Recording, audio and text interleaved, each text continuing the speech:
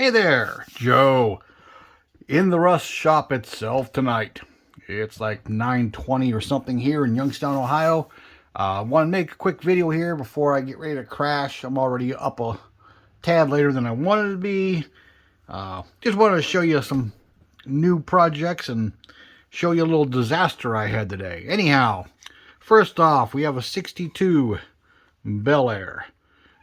Same as an Impala basically, but a little more bass.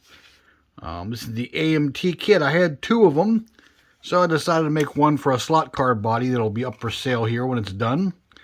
But anyhow, yeah, painted this minty aqua color from Tamiya. Mainly on the sides, and I did the whole top of it's completely faded and rusted, surface rust out. Oh, and I got a nice sun fade paint job. It'll probably get some primer spots and some touch up here and there. Did this one a little differently. After I red oxide primered it a few times, I actually threw it in a whole big Ziploc bag full of that rusting powder. Shook it around, took it out, and then just rubbed it in and took the air gun at work and blew the excess off. It didn't stick real well to the painted area, which was kind of cool. That's a little bit of oxide primer on the underside. But, yeah, this will be a slot car body.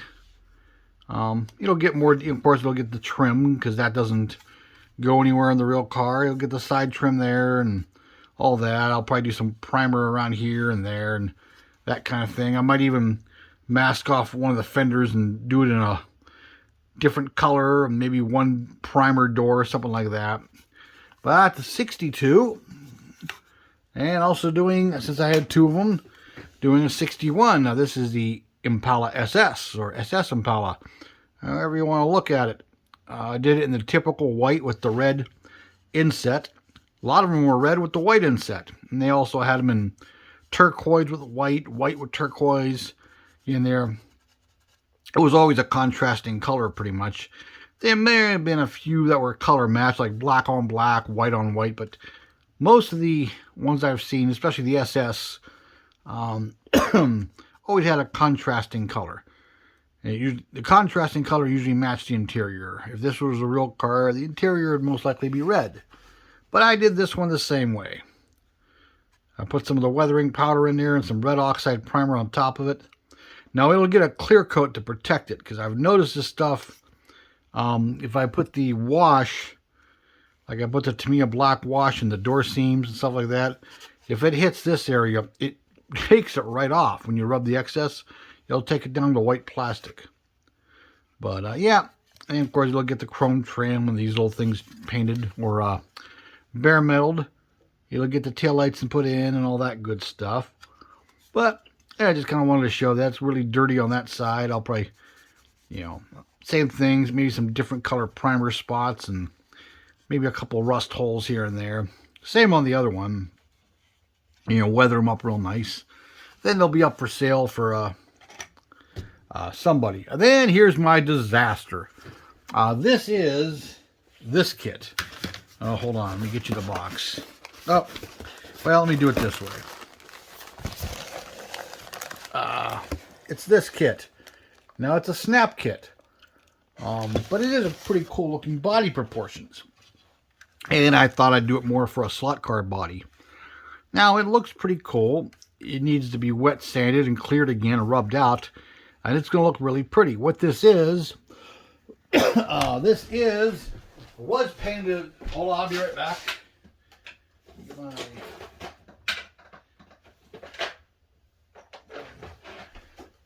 Okay, I'm back. Sorry to leave you. Should I have these ready? I bought these years ago. This is that, what's this called? It's basically it's a pearl powder. This is not the one I use. I can't pronounce this. Jaquad Products. Pearl X is the name of the company. And they had them in, I think this was a 12 pack I bought. It was pretty expensive. I think they have them like 34 packs or 36 packs. And they have all these different pearls. Gold, copper, pink to blue, and you put them in with clear in an airbrush and spray them. Now, what I've read about in Scale Auto years ago is once you mix it, you better be ready to spray it. And then when you're done spraying it, you can't save it. Like put it in a separate jar. You can, but what will happen is it'll turn to gel. So you gotta dump it and clean your airbrush right away. Well, I painted this and it came out like a, I used a Tamiya, it was this violet blue color, I believe. So it was kind of a purplish blue when I was done. I just wanted to see how these pearls worked. So I went ahead and put some of the copper. I had a couple shades of copper I put into clear this morning at work, and I sprayed this. And as you can see, it came out pretty cool. I may put too much in. You're only supposed to put like a fingernail spoon type of thing worth in there. I put a little more. I scraped some with a toothpick and just dumped it in there. And I noticed it makes the clear take a little longer to dry, which is where my downfall is at. As you can see, this body attaches to this lower part here with the fenders. And so I just kind of snapped it on there temporarily, and I grabbed it with some vice grips right here, and I sprayed it. And I knew not to tilt it over too hard, but it was on there fairly firm. Well, I had the vice grips holding it. Let me get this camera back a little. I had the vice grips holding it. And what I did was I took another pair of vice grips this way, and I held it up. I clipped them onto the bottom of the vice grip so it would be like a stand while I changed colors or changed the amount of pearl or whatever color of the pearl. I used two different color pearls on this, like a really vibrant copper and a little more of a gold copper. It really changed the color of the paint. I wish I had an area that wasn't pearled. But anyhow, I sprayed it, and I'm like, this is coming out nice. There's a couple dust specks in it. Somewhere up on the roof there's one that don't know how well it's going to, right there. But I'm like, I can wet sand that, and my plan was to put some regular clear. Even though this was an experimental body, there's some of the plastics color showing through on the door seams, and I really didn't get too much down here on the bottom. But this area is where the step pads are, so that'd be painted flat black anyhow. But as you can see, I didn't get that real well. But again, it was just experimental to see how these pearls worked. I literally bought these probably at least 20 years ago when they came out, and I've never used them till now. So anyhow, it was going pretty good. Now, when you unlock vice grips, sometimes the slightest touch of that handle and it springs open. Other times you have to really try. Well, what happened was when I took this pair, the stand pair off, it didn't want to go at first. So I flipped the lever, and it gave the thing a jolt like this, a shock, and the body came up and went like this. Well, actually this side. And as you can see, ta-da! Because this stuff doesn't dry as fast as it normally does, that was still soaking wet, and it just gummed up the paint and went right through it. Because at first, I saw it come off there. I'm like, well, this should be fairly dry. I took a toothpick, and I tried to get in the back window, and I bumped the window molding, and I found it was still gummy and wet. So I lifted the body with the toothpick, and I put it back where it belongs. I'm like, well, a little bit of bare metal trim there. That may not be too noticeable. But then I turned it and saw that. I'm like, ah. And I also gouged the fenders on either side. So yeah, so much for that. But I do just love, see, there's another dirt spot right in the middle there that, could be wet sounded out. But I do love the color it made. And that's just, two of the pearls and using a lot. But I'm definitely going to use this again. But now I know to be more careful. I should have done the bodies and the fenders separately. It's hard to get a color match. You got to be real careful doing that. You got to do so much on this, then go back to part two. Anytime you're doing multiple parts, like a hood, fenders, and a body all separate, you kind of have to do one, pick up the other on a stand, do the other, get the amount of pearl or color the same, and the hood, whatever you're going to do. But I just think it just pops. I mean, that pearl, look at that. And that's not even rubbed out or cleared all the way yet. I was going to empty, if this didn't happen, my next step was to put just straight clear on. I was going to rinse the jar out, put pure clear, and, you know, layer a few of those on there. Then, you know, come back later and, you know, wet sand it and hand rub it out, and it was going to look beautiful. It would be a nice shelf model, you know. But no, that's what happens when you're stupid and you don't think out. So, yes, vice grips are one of my favorite things to use. See, because last time I vice gripped it gently on there. Whenever you vice grip a post like this, you got to be careful not to go too tight, because if you do, you draw the plastic in and you could quite possibly make a dimple on the other side. But I found just the right tension. But vice grips can be dangerous because some of them, that little release lever is more sensitive. Oh, here's a pair right here. Okay. Some of them, this is super sensitive, some of it's not. So when you're spinning it around, because when I paint things, I typically use this as a rotisserie. Okay, like that. Let me get the thing back up. And then what I do is I spray this way, and I keep the body fairly level. So less chance of a running. I usually put my paint or clear on, let it lay out, and before it has a chance to run, I sort of keep it, you know, horizontal. Same here, and all that. But as you're twisting it, you could easily flick this. And I've done that before. I mean, I've done you know, Hot Wheel cars, model cars. You went to spin it and done that, and watched it bounce down the porch steps or land on the basement floor where the cat hair is, and it comes back up looking like this. Yeah, it's happened. So if you're going to use the vice grips, be careful. I also have this old pair of, oh, I don't know what these are called. Some say they're hemostats. They're not. These are some kind of custom made ones. You could see how much paint is on these. I've literally had these. Actually, they belong to a friend of mine. He left them at my house years ago. Look at the thickness of paint. I should take them outside and beat them on the concrete and maybe soak them in paint stripper. But these come in it. But they also, you can't put anything too thick in here or else these don't latch. But these are great for small parts. I put them on there and do the same rotisserie thing. But even then, when I've flipped them around a couple times, you know, I'm spray painting something, I flip it around and boom. It doesn't take much to hit the unlatch. But yeah, I just kind of wanted to show you guys my 2 successes for the day, or the past couple days, and the 1 failure. You know, I don't care how long you've been at this, how professional you are, how professional you're not. Occasionally you have a brain fart, or occasionally shit just goes wrong. It can happen. You could have a spitting a can, a spitting airbrush. In fact, just last week, the reason I had this clear decanted and in an old salsa jar was I had a big can of Duplicolor clear, just their standard acrylic lacquer. I got the can and I would spray it and it would go shoop. I'm like, what the heck? I'd flip it upside down, clear it, it sprayed like crazy. Flip it back over, start spraying, it would go shoop. I'm like, what the? I tried different valves. I changed the valves. I shook the hell out of it. And then it occurred to me what had happened.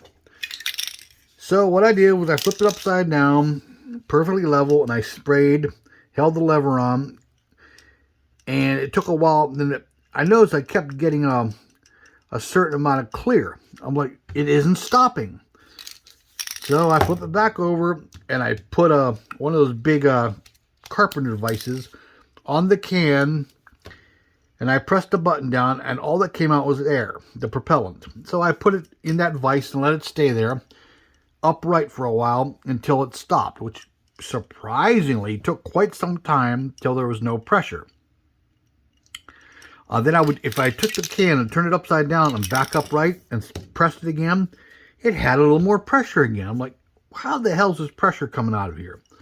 So I did that a few more times till it was pretty weak. And then what I did was I flipped it over and I took a rag and I covered it. And I got my hand up under there and I used one of those, I don't have one at the house. The old-fashioned, you older guys will know, the can opener that has the little point, the little triangle that makes the triangular shaped holes for like the old chocolate syrup cans. And I just it took some tension. I popped the hole with a rag over it, over the trash can in the shop, just in case. And it only went, there was a little bit of pressure left. That must be like the clear must get carbonated almost. So it only made a quick thing. I went the opposite side, made another hole. And as soon as I went to dump it in the jar, the straw that's attached to the top of the can fell out the hole. So that's what had happened. The straw was laying in the can like this. So when you sprayed it, you pressed it, you were only getting mostly propellant. When you put it upside down, you were getting all the paint. Because normally to empty these cans, you hold them upside down or clamp them if you want and spray them. You'll only get a little bit of paint till it drops below the straw. And then all you'll get is the air. So you totally take the pressure out of the can, and you could pop it, and you can mix paints and put them in an airbrush. So that's why I had this clear to do what I did. And I wanted to use it, and I had those pearl powders. I'm like, I finally have clear in a jar. I have an airbrush ready to go, and I have these pearl powders that I bought at least 20 years ago.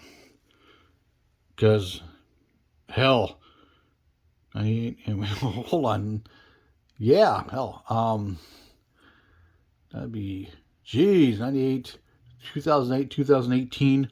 Oh, yeah, over 20 years. Because it would have been about 1998 I bought them. And they've been just sitting in my drawers here forever. They are great, though. I see myself doing a bunch of custom cars and, with these pearls. But, okay, people, it's like probably like 9:35 or something now. And did I get anything new since I talked to you last that I could show you stash ads? No, I have not. I did get a bunch of gift certificates from my favorite hobby shop. Well, the only hobby shop in town that's left for Christmas. So probably Saturday I'll be in there to see if he's got any of the new stuff. I'll be spending it if he did. If not, I'll hold off until he gets some new stuff in. But yeah, I got that, so I'll be using those certificates up. And hopefully some of the new products showed up. But yeah, I don't have nothing new. I ordered some, I'm kind of PO'd right now. I ordered some LED headlight and fog light bulbs for my girlfriend's car. And I ordered some new chrome markers. Those ones everybody's raving about. Not the Mullentow. Some other brand. Like you get like a 3-pack for 13 bucks. Or whatever it was on Amazon. And they're supposed to be pretty good. And there's like 3 different sizes. So I ordered all this. It would have been before Christmas. It might have been like Christmas Eve. Or the day before I ordered them. And they were supposed to be in yesterday, Wednesday. Well, actually, Thursday. They said Thursday, but then everything was going very fast, and it showed up yesterday. Because I got up yesterday morning, and it said, arrived at Youngstown, post office, which is the main office, at 2:35 a.m. I'm like, oh, perfect. It'll definitely be here today. It'll get out to the satellite office up the street from my house here, and sometime late morning, early afternoon, I could get it after work. So I stop after work, I go into my P.O. box and open the door, and it's empty. I'm like, oh, come on, seriously? Plus, I have another item ordered too, which I'm not even sure if it is shipped yet. So nothing's there. That's such a disappointment. So I lock the P.O. box, get out to my truck, and go on my phone and look up on Amazon. I'm like, I know it said 2:35 a.m., it says at 5 p.m. it's in a, what do they say, a transit delay. I'm like, transit what, to go like 4 miles? Because the main post office and the satellite one by my house is maybe 4 to 5 miles away, if that. I'm like, really, what kind of transit delay between 2:35 a.m. and 5 p.m. would have happened? Because normally I think it leaves the main office like 6:37-ish and goes out to the satellite offices around town. So I'm thinking, okay, well, maybe the truck or trucks had issues or the building had issues. So at work today, I go back on there again and look up. It says still transit delay, arriving today by 9 p.m. Well, it's not going to arrive by 9 p.m. because it's not going to my house. Because I know the post office, you see them out late now. It's going to... The post office is closed, so it's not going to be by 9, but maybe it'll make it, before it closes, and at least get in my P.O. box. No, I stop after work. It's still not there. And on Amazon it says, sorry for the delay. It's running late. It may be the 31st. I'm like, how could it be? Ugh. So Saturday morning, am I going to have to drive down to the main post office and ask for my stuff? So I got to wait till tomorrow now. Really disappointing when you're, because I want to have my girlfriend, she's off this week. I wanted to have her bring her car out tomorrow and have lunch with us at the shop. And I figured, hey, perfect time. I'll put her new headlight bulbs in. And so far, they're not here. So it looks like I'm maybe if I get them by at least Saturday morning, I could run her car out and use the shop, as a nice, warm, dry place to change them. So aggravating as hell. But anyhow, yeah, back to this and that. Yeah, that's my new toys. I gotta get some of my own models done, but one of my slot car customers says, hey, do up some Chevys. Whatever you do, I'll buy. And I know if he doesn't, somebody will. So, yeah. So I'm gonna, give him some pictures of these out to him and see who wants them and let somebody put a claim. But hey, this video's already gone on way longer than I wanted. It's already 21 minutes, so thanks for watching. Comment, like, dislike, share, subscribe if you haven't been. And I will talk to you later. Thanks for watching, everybody. Have a good night, good day, good afternoon, morning, whatever it's going to be. Be safe and enjoy the hobbies. So talk to you later. Bye-bye.